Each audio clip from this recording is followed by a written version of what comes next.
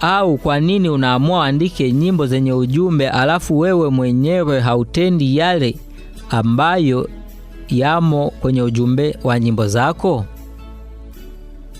Ndipo yeye akasema, siku nyingine, dakika zingine, mimi binafsi ni Dennis Matayo.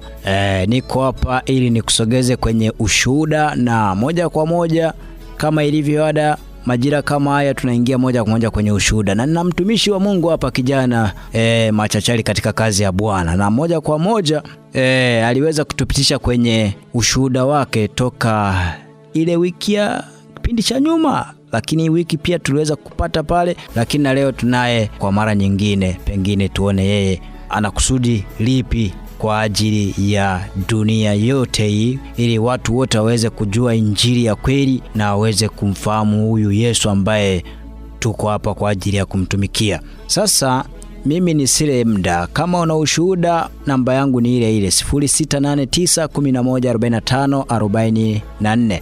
Ni namba yangu ambayo unaweza kanitafuta. Lakini sasa moja kwa moja ni mkaribishe tena mtumishi hapa wa Mungu, kijana mwinjilisti. Karibu sana kwa mara nyingine. Asante sana, ninashukuru sana, na nitangulize kumshukuru Mungu kwanza ambaye ameendelea kunilinda, na kwa wiki hii nimeweza kufika salama tena. Ni neema ya pekee kuwa mahali hapa ili tuweze kuendelea na ule ushuhuda ambao tuliishia wiki iliyopita. Na kwa majina yangu ni yale, ninaitwa Caleb Samson Kazana.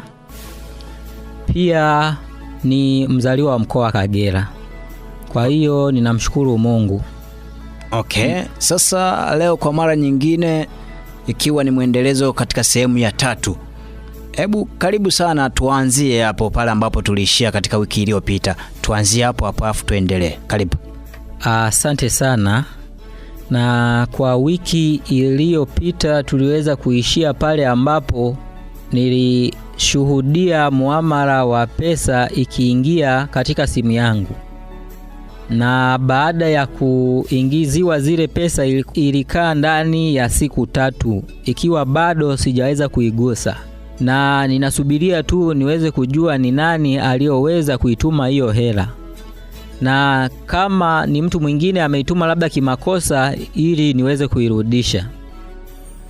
Basi siku hiyo ikapita ya kwanza baada ya ile pesa kuwa nimetumiwa, na siku ya pili ikawa imepita bila kuona matumaini yoyote kwamba kuna mtu yoyote ambaye amepiga simu na kusema kwamba hiyo pesa nimekosea labda kuituma. Basi ikawa siku ya 3 ni jioni, ndipo nikawa nimepokea simu ya yule kijana mwimbaji wa kwaya. Nilipokuwa nimepokea ile simu, akaniambia, tukaanza kwa salamu, tukasalimiana vizuri. Akaniambia kuna kiasi kidogo ambacho nilikutumia juzi. Nikamuuliza ni kiasi gani hicho ambacho wewe ulikuwa umenitumia? Akaniambia ni kiasi tu kidogo, ila nafikiri utakuwa umekwisha kukiona.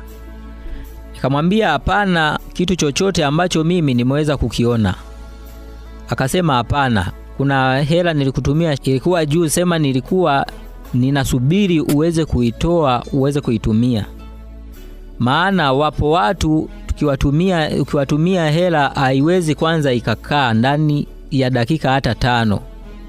Kwa sababu ikikaa ndani ya dakika 5 anajua kabisa hii hela kuna mtu kaituma kimakosa, ni heli niitoe haraka niweze kuitumia. Nikamwambia hapana, na mimi nilikuwa nimesubiria kuitoa ili niweze kujua ni nani aliyetuma hii pesa kimakosa niweze kumrudishia. Ndipo akaniambia hiyo pesa mimi sikuweza kuituma kimakosa. Nimeituma kabisa, ninaijua namba yako na nimeithibitisha mimi mwenyewe ije kwako. Kama unavyokumbuka nilivyokuambia kwamba mimi ninahitaji saizi niwe ninakurushia pesa ya matumizi.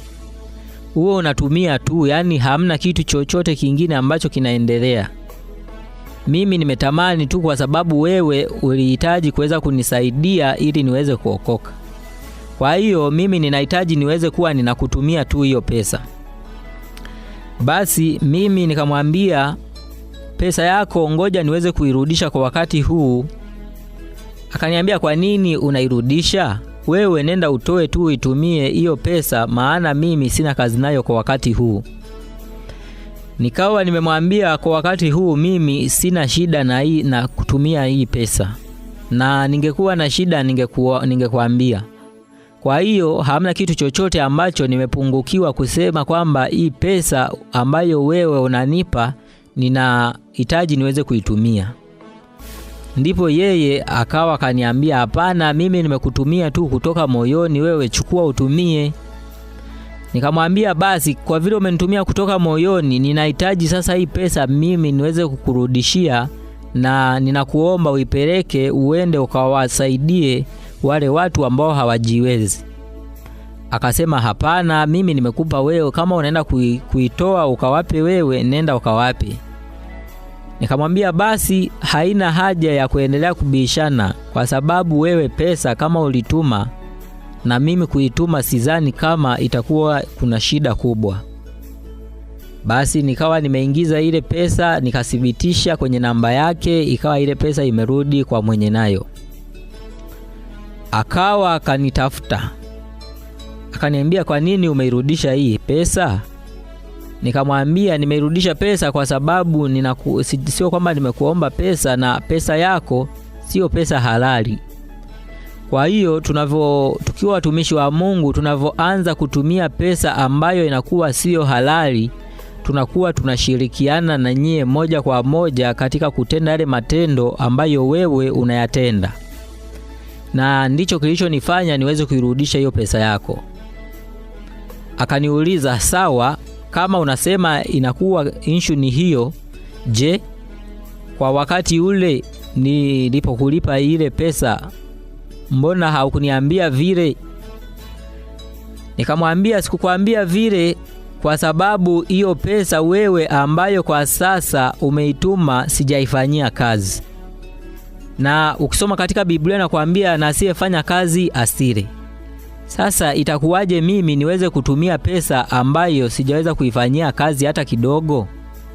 Basi yeye akaendelea kusisitiza akisema, ninakuomba tu uchukue hii, na itakuwa ya kwanza na ya mwisho, sitokutumia tena pesa nyingine. Nikamwambia, hapana, kwa wakati huu haitowezekana. Wewe kaa na hiyo pesa yako, kama unaitumia tumia tu. Basi mawasiliano yalikuwa vile, na hiyo siku ikawa imekwisha. Nikaendelea kukaa huku nikiendelea kumwomba Mungu aweze kunisaidia juu ya lile jambo ambalo lilikuwa linahitajika kutokea siku ile.